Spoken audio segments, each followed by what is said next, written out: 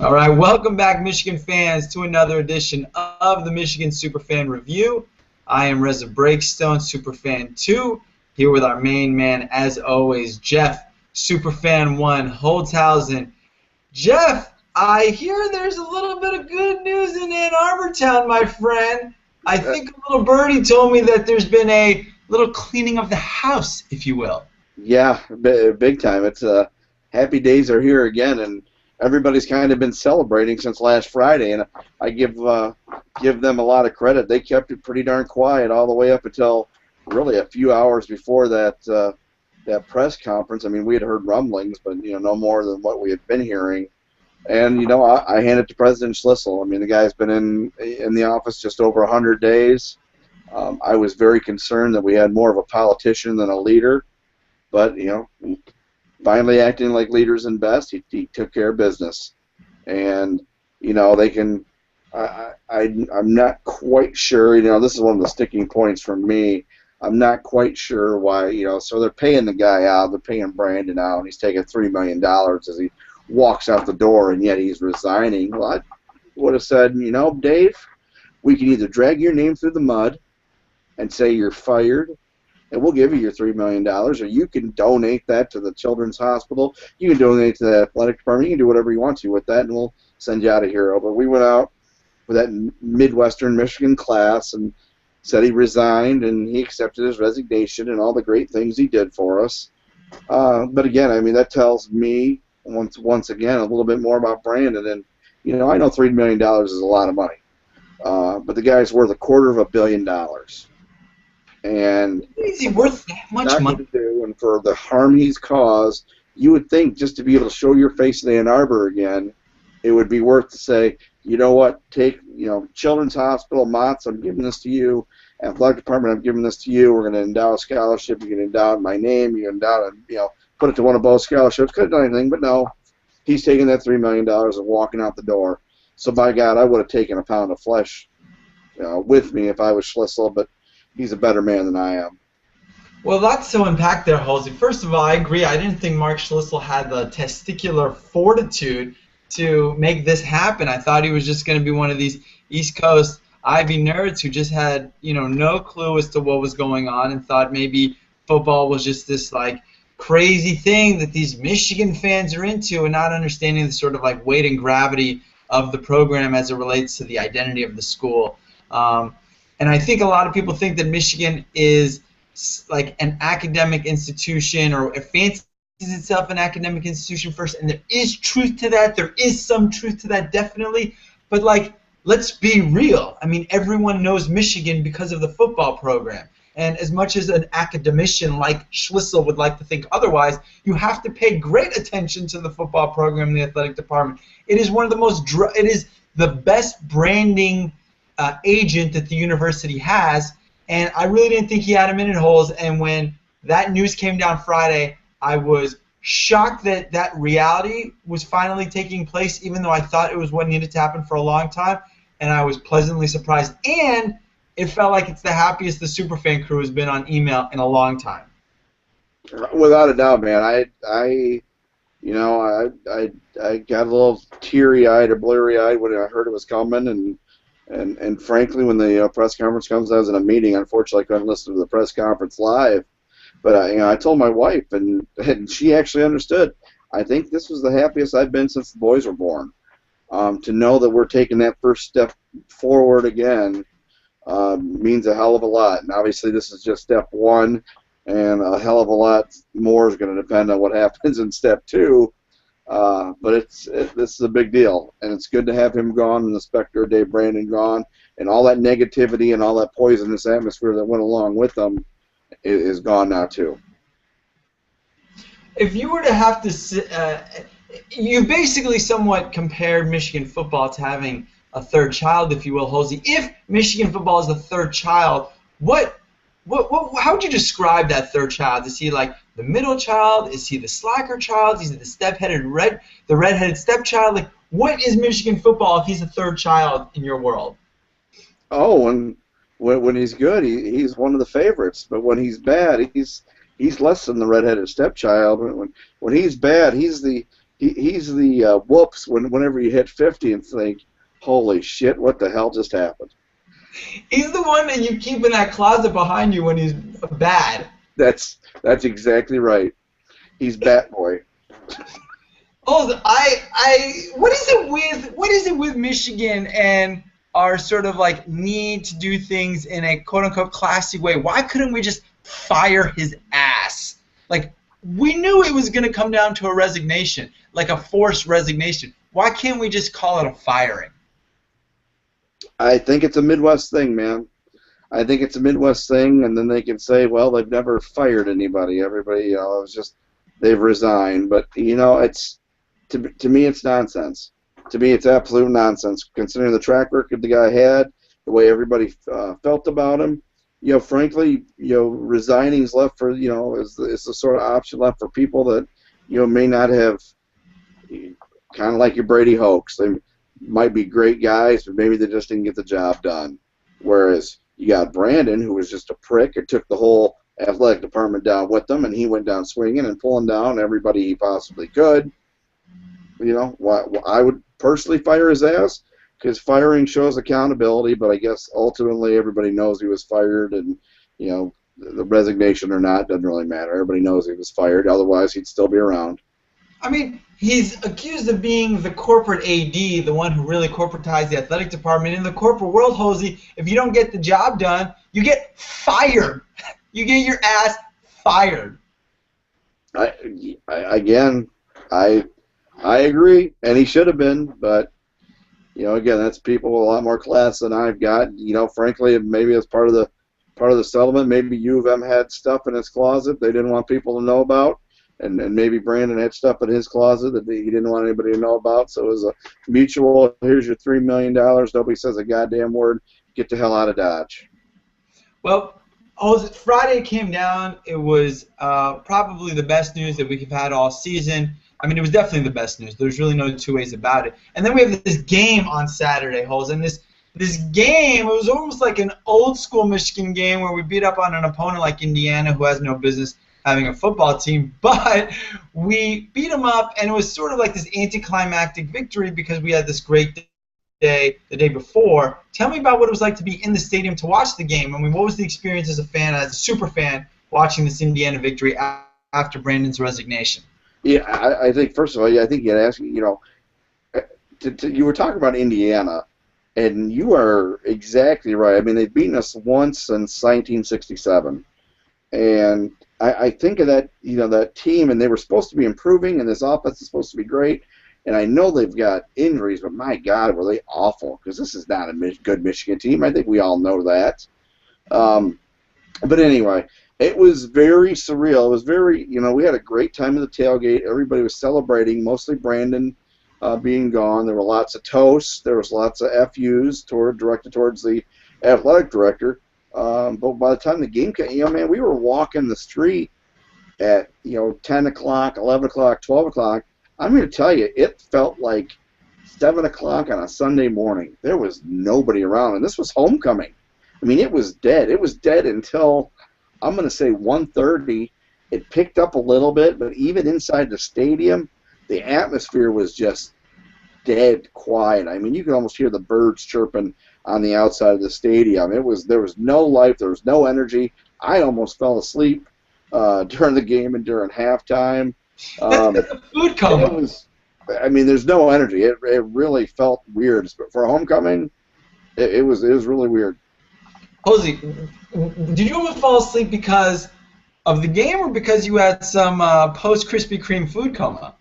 It could be a little bit of either. I did take down a cheeseburger and a brat during the tailgate, plus everything else I took down.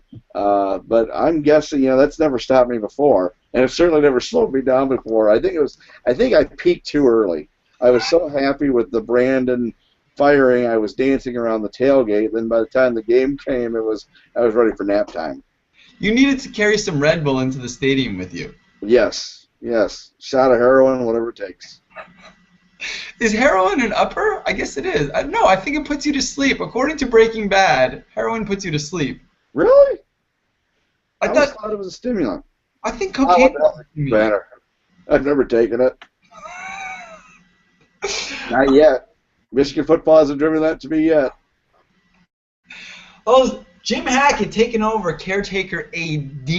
What do you make of this appointment, this interim appointment? Here are the concerns, right? This is another corporate guy, a business guy coming in just like sort of as the pedigree of Brandon, played actual football with Brandon on that 1970-something boat team, and was an exec, turned around a company, Steelcase. I think it was a Steelcase in Grand Rapids, Yeah.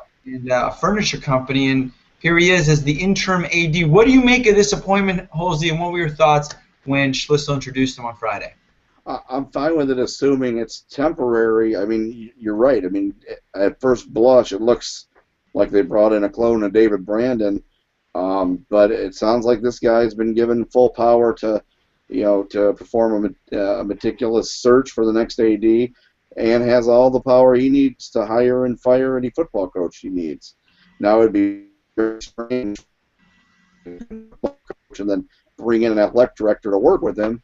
But, again, this might be just, all the strings being pulled in the background, and maybe, Harbaugh and Bates or whatever AD Harbaugh would be happy with, or vice versa, are already in the scenes. But it sounds like Hackett's going to be around for a little while. I've heard mostly good things about him. I heard from a guy who worked at Steelcase that was not happy he was the interim, and said the guy ran Steelcase into the ground. But that was one guy versus the reputation the guy has, which is pretty strong. Just sort of thinking about all the conspiracy theories here, one thing that came into my mind is the idea that inconceivably, or perhaps conceivably, Hackett ends up getting the next coach. If it's not Harbaugh. If it's not Harbaugh, he ends up selecting the next head coach. And I know that seems a little far-fetched, but hear me out. What that does is that when they appoint a full-time AD, it gives political cover to that new AD to not be pegged with the results of that head coach, enabling that AD to have more staying power than the head coach in case we need another, God forbid, replacement after that. That's one thought I had when Schlissel said he had the power to hire and fire, unless that was, again, just sort of like political pandering just to make it seem like we should take this interim AD thing seriously for now. Well, that's an interesting theory, and it's possible. I don't think personally that having a bad head coach is enough to fire an AD. If they've got to fire him, I think, how screwed up was your coaching search to begin with if he was really that married to him? It was everything else that Dave Brandon had done that led to him getting fired. It just wasn't Brady Hoke failing. It was. You can't blame Dave Brandon's failure on Brady Hoke. Dave Brandon failed all on his own. And, I'm not going to play devil's advocate too much, but the guy did do some good things. Michigan athletics prior to him was stale, and the idea of the night game and some of the other things we've done, getting this more out of the stadium, the Big Chill and the Winter Classic and the soccer game, that sort of stuff. I'm fine. That sort of stuff's great. It turned out from a relationship standpoint, and maybe the relationship piece is the most important part of that job, because literally with Michigan football, you damn near have a license to print money. It's like running a casino. It's not enough that you're running in the black. The relationship piece might be the most important piece, and that's clearly where he failed. Well, let me push back on that for a second, Holes, just to give some argument for anyone who's watching and who might feel this way. But what if Brady Hoke were 11-2, 11-2, 11-2, and right now maybe one loss to Michigan State, or even two losses to Michigan State at Notre Dame? Do you think that Dave Brandon would be out of a job with that kind of record at Michigan? Yeah, because of the way the Notre Dame and Michigan State game went down, because those are the games people really care about. If you lose those games, it really doesn't matter what you do against Rutgers or Maryland or Utah. People care about those rivalry games. Most of all, I understand what you're saying, though. Isn't in football, the wins and losses the biggest thing? Yeah, but Brandon, with Brandon, it was not the only thing. Right. All right. So, Holes, I don't know if you want to talk too much about this, if you're well versed on it. I'm certainly no more well versed than any other average, blog reader out there on the ADs. But do you have any sort of predictions and/or wants or desires in the next AD, either specifically or generally, or is there someone you specifically don't want that you'd like to talk about? I would think it'd be really strange if we kept Hackett as the full-time AD. I do, really any of the names that have been out there, from Bates to Tom Brooks, I'd be fine with. I don't think there's any magic in running an athletic department, especially one with the kind of brand loyalty that Michigan fans have, and that athletic department enjoys and exploits.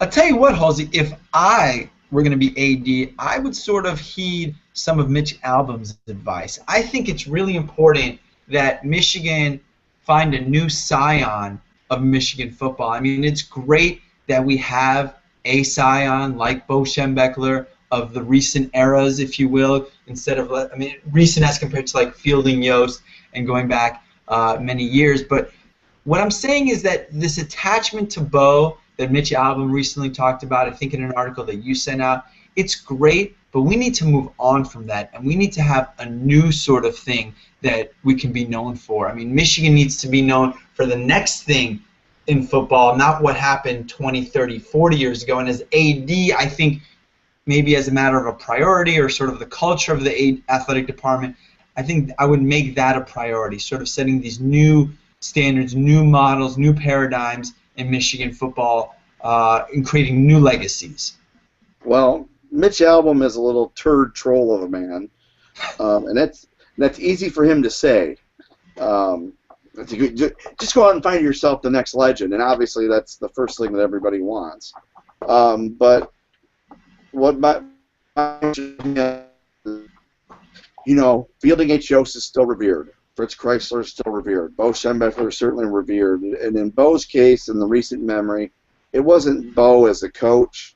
It was what Bo stood for. It was the honesty. It was the integrity. It was the hard work. It was the great defense. It was the fundamentals. And that shit never goes out of style. And you want to know why one of the best coaches in America, Jim Harbaugh, is successful? Because that's what he's doing. So it's not a question of getting away from Schembechler. It's more of a question of getting back to the right things and doing the right things. And is Harbaugh available? I don't know, but Albom is right from the standpoint that don't worry about the Michigan man. Don't worry whether they coached here or not. Frankly, I want them all gone. But you better be looking for that next great coach, and we need to hit a home run with this, because 5 more years of mediocrity, man, and you've lost an entire generation, more than an entire generation of fans, driving them to Michigan State and every other school. And Michigan Michigan football is always going to be the front door to this university, whether the university likes it or not. Right. Well, I think what Mitch Albom was saying specifically had to do a lot with this Michigan man notion. He was sort of deconstructing where the term was even coined, making it or harkening back to when Bill Frieder wanted to take the Arizona State job and still coach Michigan in the tournament, and Bo basically said a Michigan man will coach Michigan, implying that if you've already taken a job elsewhere, you're no longer a Michigan man. But here's the point, Halsey, and this is the greatest point of all, right? The attachment that we have as a school to the Michigan man notion, I think in its current definition, is rooted in a little bit of insecurity, which is to say that our success is dependent on someone having this Michigan identity that gets us, right, and can turn us into the way that we were.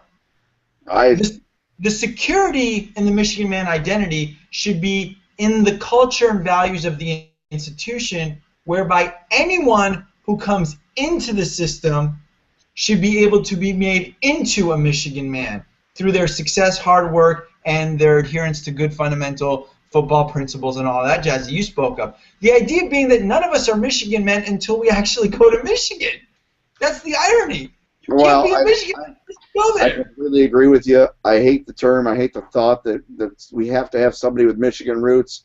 I think that's all absolutely ridiculous, and frankly, it's it's a crutch for the feeble-minded to say it. I think it's absolutely ridiculous. Frankly, the further away we go from this regime and from the Lloyd Carr regime and what, Rich Rod's 3 years and now Brady Hoke's regime, the further away we get from that, the better off we are. As long as we still stick to the ideals that we hold dear of honesty, integrity, hard work, and discipline. Hosey, any coach, no matter if they have any ties to us or not, if they're willing to come and embrace Michigan, then Michigan will make them a Michigan man.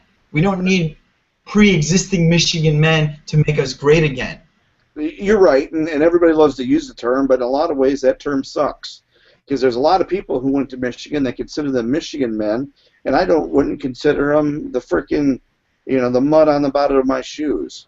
There's a lot of former players that, because they played the game, consider themselves Michigan men, and a lot of them aren't even good people. So the whole Michigan man term is pretty subjective, and frankly, it's tiresome, and I've kind of had it with it. My favorite definition of the term and what I use, when I use it, when people ask me to define it, it's Bo defined it at a football bus one year, and he said, it's for the men and women, past, present, and future, who strive for excellence through integrity, honesty, and hard work. And that's what being a Michigan man is to me. And if you want to say, if you're going to say that you're only a Michigan man if you played Michigan football, well, you can say it, but you got a hell of a lot different definition than I do. And frankly, I'm not, everybody that's come through that program is not exactly an officer or a gentleman. Right. So the idea is, in our coaching search, as far as I'm concerned, everyone is in play.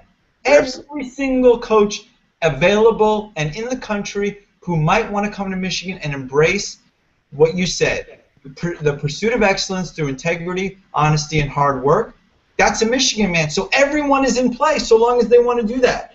I'm with you.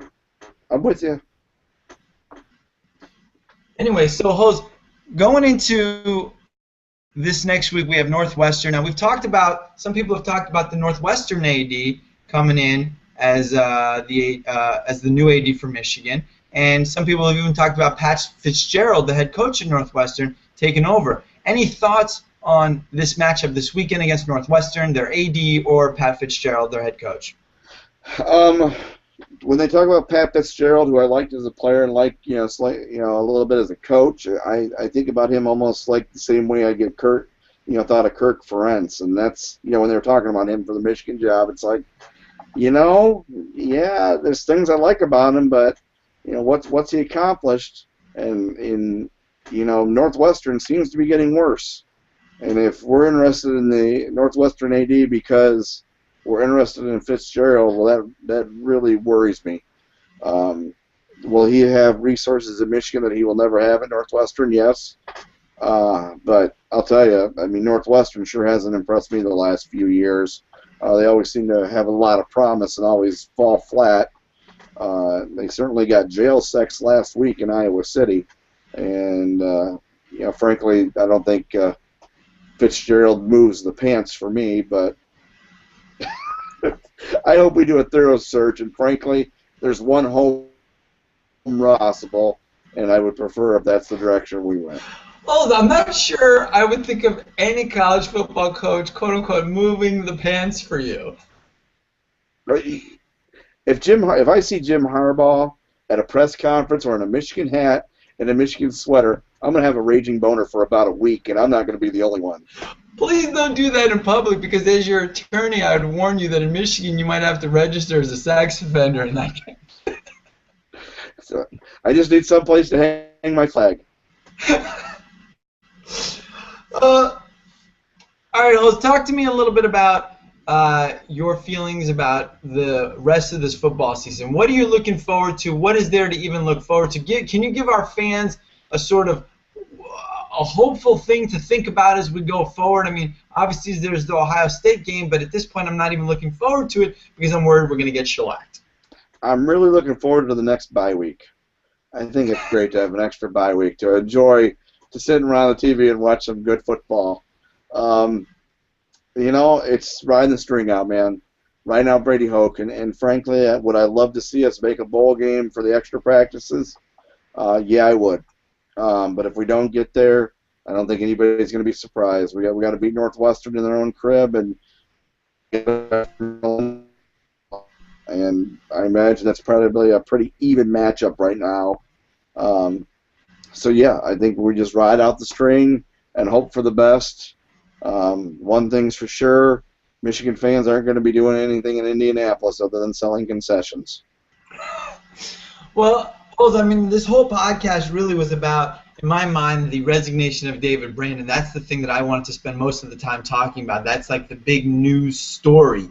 And frankly, it's so fascinating to me because this is the first time, and this is exactly why I think Brandon had to go, is that it feels like the AD is really the biggest story in Michigan sports, and that has never been the case in my lifetime. It's always about the sports teams. It's always about either the players or maybe the head coach, but really, I've never, ever experienced a period of time as a Michigan fan where the AD loomed so large and in such a negative way. It really, I mean, if we could sum up the sort of crux of what I'm feeling in this podcast, it's just a huge sense of relief and happiness that this era, this 4.5-year era, is over. Well, it's true, and I said it at the tailgate, and I mean, it feels like a 20-pound weight has been lifted off my shoulders ever since last Friday, since he's been gone. Because for the first time in a long time, there's hope. Not only just hope for our next coach, but hope for the athletic department in general, and the relationships they're going to try to have to rebuild. But ultimately, Reg, you hit it right on the head. And I mentioned this before, and a lot of people seem to agree. Who would have thought that our biggest victory in the last 10 years on the football field would be Dave Brandon getting fired? But that's honestly the way I felt about it, and maybe that's the reason I was so happy on Friday. Our biggest victory in the last 10 years, getting this guy the hell out of town. And doesn't it strike you, Holes, that so much of perhaps why this really got precipitated was perhaps the MGO blog story about the emails, which we've known about, and it seems interesting to me that just through sheer love and passion for this program, everyday people like you, like myself, like the other super fans, like the members of the Superfan crew, I mean, it feels like we're so tapped in these days. We're so connected. The social media element to understanding and being a part of this program is so ever present. It feels like we're getting real-time analysis, and a lot of the things that we get info on and intel on, a lot of it, maybe not all of it is true, but we get a lot of good information, and we're just some everyday schmoes, and it really feels like this phase, this sort of like end of the Brandon era is kind of like the ultimate coronation of the MGO blog, the Superfan Review, the sort of democratization and participation of Michigan fans on a very basic grassroots social media level. Not that I'm saying we had anything to do with it. It just feels like we're as tapped in as we've ever been. Well, I think it does. Social media does a hell of a lot to muster forces and to create a swell and a tide that you just can't fight against. And it's like I said, and I think I said it on the podcast last week, and I've said it before. If Twitter can take out a dickhead or a dictator in the Middle East, it can take out a dickhead in Ann Arbor. And I think ultimately that's what it did. But I mean, don't get it too twisted. Ultimately, it was the big-time power brokers that made this decision, because nobody was going to put up with Michigan football that we've seen over the last decade. I think everybody's had their breaking point. But how realistic was this Fire Brandon white shirt movement for this past weekend's game? I think part of it helped the timing, or certainly speeded it along. Because frankly, everybody didn't want to go into homecoming and have the circus of Fire Dave Brandon the way you had Fire Matt Millen. So I think that probably played into the timing. And again, it completely defused homecoming. Now, that being said, it made it a little bit lamer, but it was certainly more peaceful, and it was certainly a lot happier, a lot of smiles. And frankly, for one game, Michigan looked like old Michigan. Well, as you voted today, today's election day, and I think a lot of people feel like their vote doesn't really matter, or their voice doesn't really get counted in these processes, even though it is the ultimate form of democratic participation. I mean, how much do you feel that your vote counted today versus all the activity that you do for Michigan and what happened on Friday? And I know they're different stakes, but I mean, some people feel like their one vote doesn't count, but my point is that I think so much of the activity that is taking place among Michigan fandom is actually making a little bit of a difference. Well, Michigan fan nation's a lot smaller than the state and the national elections for sure. So your vote, does make a big difference. And when you're not happy, you need to let that be known, and let that be heard, and stop being so damn patient. Forget about this Midwest class nonsense and start demanding results. So yeah, it's important. But frankly, even in our lifetime, Rez, when you think of the George W. Bush election and the hanging chads and how different, a couple votes in different precincts and where the Electoral College made all the difference. One vote does make a difference. And frankly, here we are, in my little township, I was like the 100th voter, in the middle of the day. So that's not a lot of people. And frankly, it's your damn civic duty. So get your asses out there and vote. I love it. Holz, this has been a short and sweet podcast. We had the big topic of Dave Brandon. We had that deflating sort of victory it's always great to see a victory, but as you said, the sort of environment was deflating. And then this weekend's matchup against Northwestern doesn't seem to be tickling many people's fancy. So, Holz, we're going to come to an end on that note, but as always, I give you the last word. Holz, take us out in style. Hey, we're gonna ride out the train. We're gonna keep a smile on our face. We're gonna tailgate like champions, and maybe, just maybe, we'll get to the Motor City Bowl. A MAC classic destination. Hey, any port and storm, as long as we get those extra couple weeks of practice. Well, it's always good to talk to you, my man. Michigan fans, we love talking to you. We love interacting. Big shout out to a couple of people on YouTube who interacts with us. Mr. Dunadon and I think a guy named Chase PC, always leaving consistent comments. We appreciate that. Holz, you're at MSuperFan. I'm at Reza Breakstone on Twitter. You're at MichiganSuperFan.com. We're both on Facebook, and then this YouTube page, RezaBR22. Lots of ways to interact with us, Holzy. If the FBI wanted to find us, they'd have no problem. No, that's why I always watch what I say on the blogs. I don't want to make a joke in bad taste and have it end up on a watch list. No, of course not. We wouldn't ever make a joke in bad taste or do anything salacious like show any kind of Playboys or any kind of nudity on the podcast. We would never do that. I hope you put an over 18 warning on that last one. Oh, I definitely put an over 18 months warning on the last one. Very good. Well, it's always good to talk to you, my man. Good to actually experience some happiness on the podcast. I hope this doesn't mean that our viewership plummets because everyone is complacently happy. Hey, if so be it. Rez, it's just you and I talking, and I'm happy with that too. That's true. I appreciate that. Michigan fans, God bless. Go Blue. We'll see you next time on the Michigan Superfan Review. For Jeff, Superfan 1 Holthausen, I'm Reza Superfan 2 Breakstone. God bless, and go Blue. Go Blue.